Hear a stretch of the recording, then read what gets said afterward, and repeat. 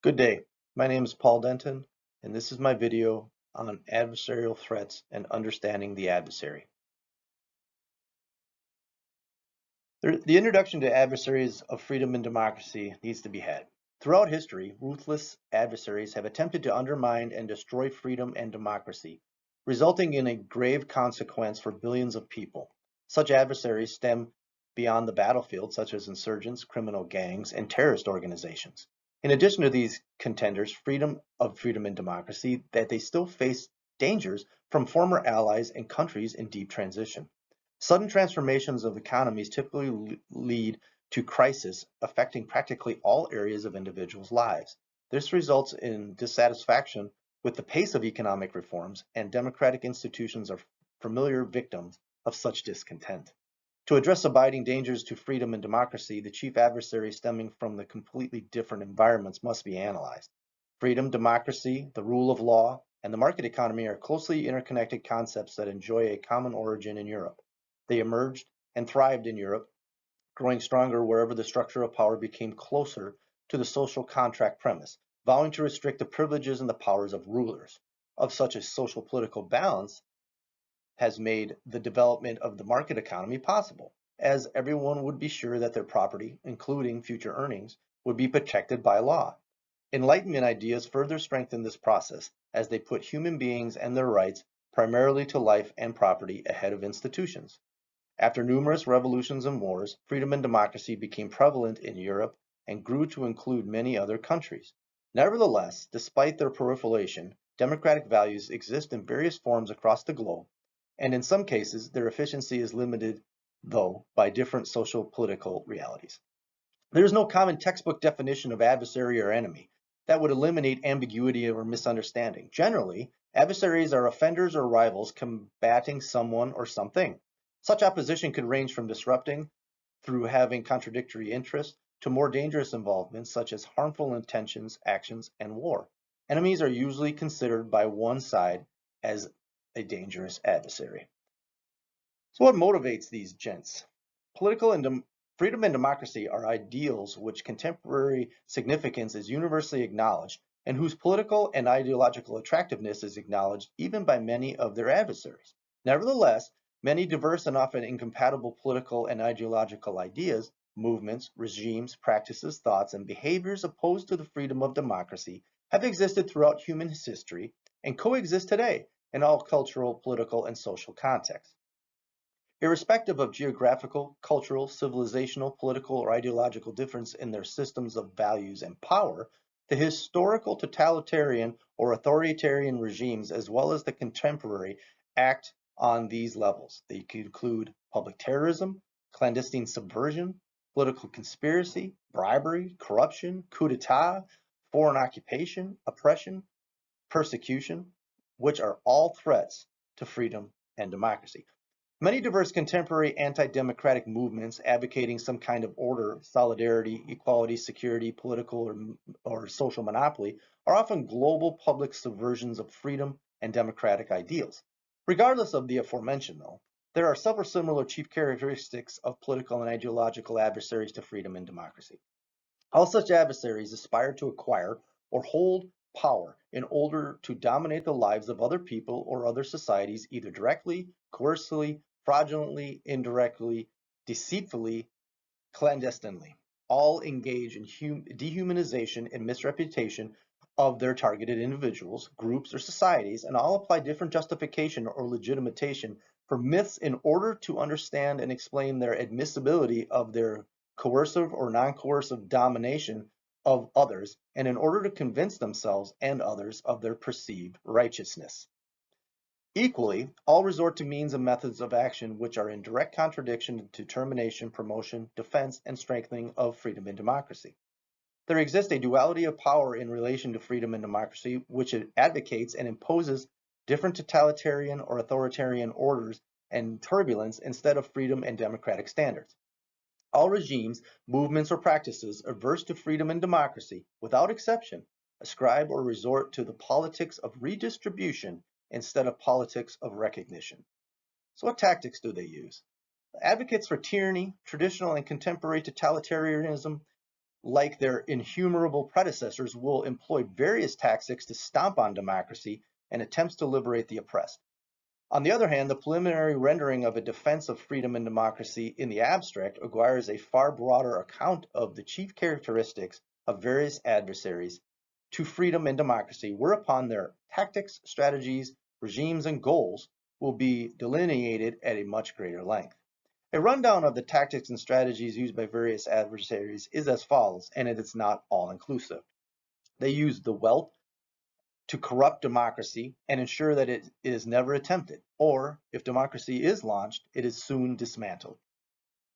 They try coups organized by local militaries or politicians, and if both previous attempts fail, high-intensity propaganda campaigns to systematically discredit not just democracy and democratic promise, but even political freedom and all of the rest to neutralize future attempts to free the resisting and the oppressed. Nonetheless, their fear of actual democracy and its systems of ability and knowledge is that they instill fear in the adversaries, thus why they overtly try to prevent free elections. However, voting is not a direct alliance with democracy, as many countries can be dug up where there are no democracies. However, elections often occur. More often than not, however, this sticks out badly, like elections, say, North Korea, Venezuela, Iran. A scornful chuckle will follow any media commentary on such voting, because everybody knows that the votes are bogus, or the voting systems. Thus, the necessity to carefully orchestrate the charade of constitutive democracy needs to be enacted, outside of which a frightful price is paid. This is not to deny the existence of some smattering of countries where there is neither media charade or democracy, nor one-party terrorism as abject control by the center. For example, the country of Saudi Arabia. So what impacts of these adversaries on society and democratic institutions? Typically, the salient of social and political antagonisms that arise in the wake of the overreaching conflict between divergent ideologies of governments involve the operation of social entities posted in an unbalanced strategic equilibrium relative to the dominant factions pursuing a positive agenda for the improvement of an existing order. Factional interests may converge despite opposing views and imperfections relative to an ideal outcome.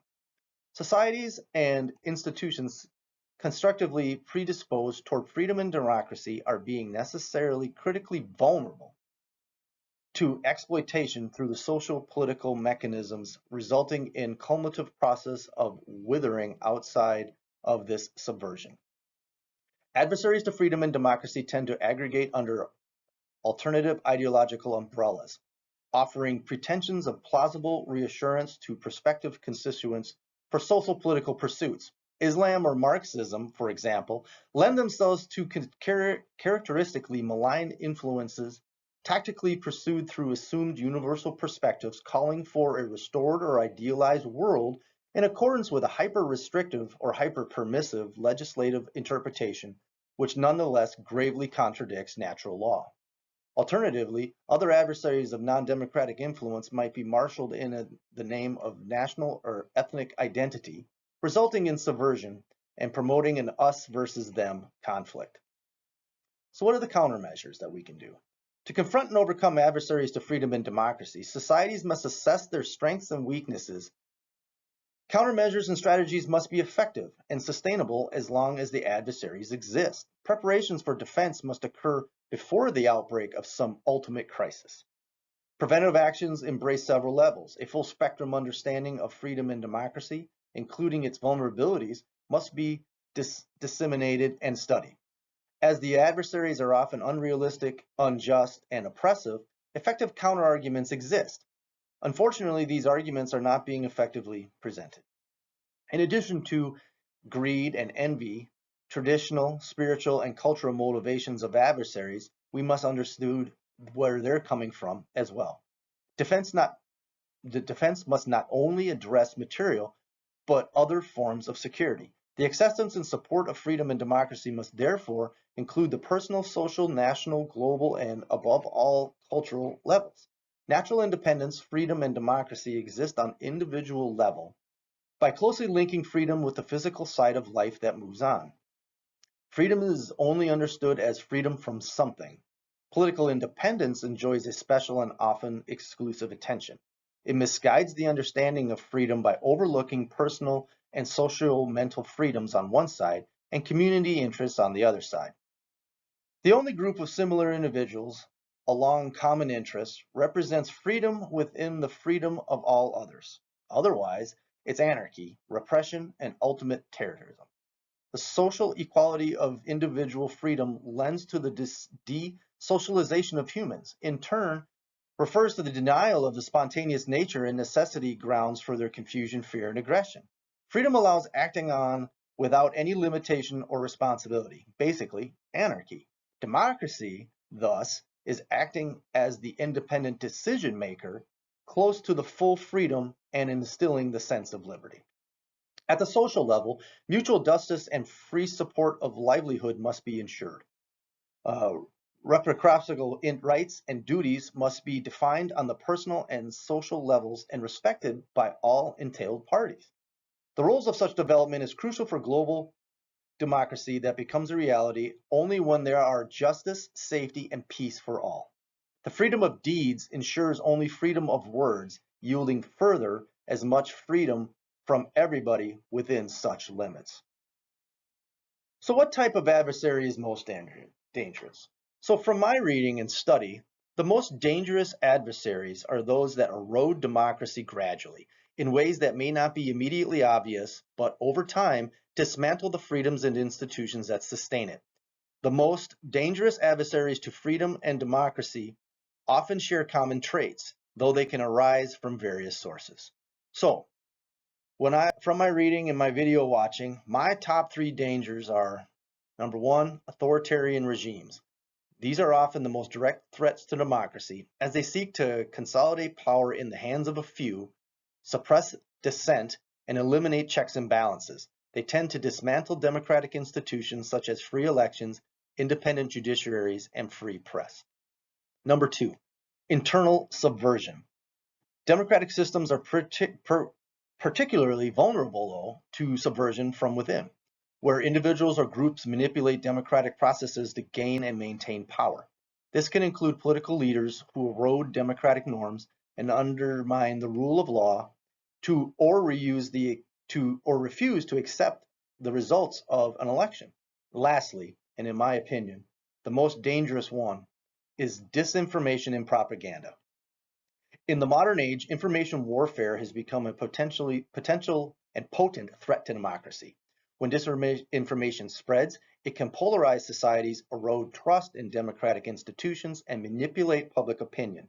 Foreign powers, extremist groups, and even domestic actors use this tactic to disable democratic processes. This is where disinformation, propaganda, and cyber warfare pose perhaps the most immediate threat to democracy and freedom.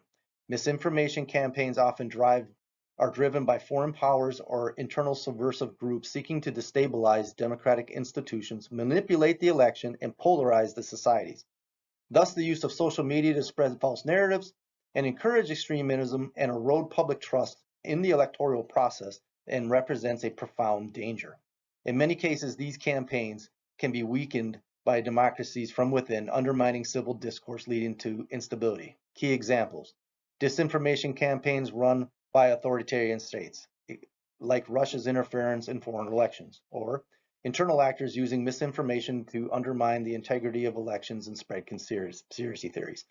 So in conclusion, the greatest threat to democracy and freedom via the dime method is the I, information. The information dimension, disinformation and cyber warfare, currently possess the greatest and most pervasive threat to democracy and freedom.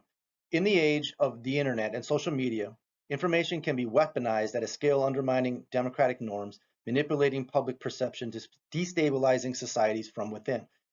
These campaigns can affect not only just individual countries, but global democratic institutions. The reason for this information warfare is to undermine democracy.